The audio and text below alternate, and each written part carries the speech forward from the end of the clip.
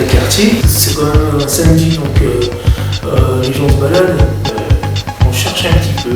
Par exemple, pour aller faire de la poterie ou du tricot ou voir de la danse, il n'y avait pas assez d'explications. Et donc cette année, le collectif de bouche à oreille, donc le Fabrique, a décidé de faire des totems signalétiques.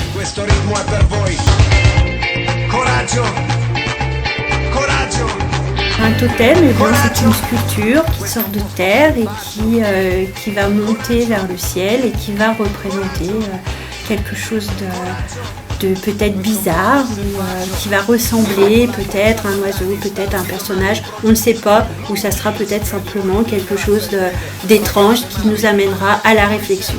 Sur la route, il y a des panneaux d'interdiction, les sens interdits, c'est des passages, interdiction de tourner à droite ou à gauche, et stop.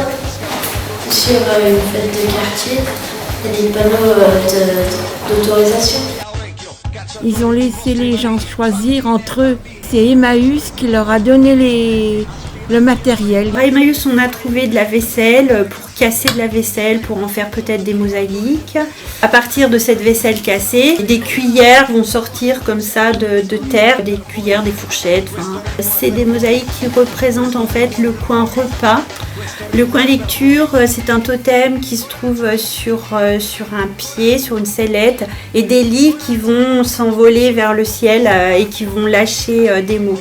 Les personnes âgées, je pense qu'elles ont redécouvert une autre façon de travailler dans l'art.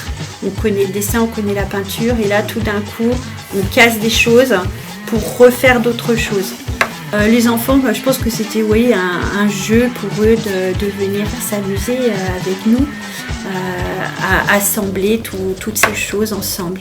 Je crois qu'ils ont été étonnés et surpris de ce qu'ils pouvaient faire. Ils sont enchantés, je pense, et amusés de pouvoir taper sur cette vaisselle, de la transformer, de rassembler des couleurs, de jouer avec ces assemblages d'objets. Donc je pense qu'ils éprouvent beaucoup de plaisir et d'amusement.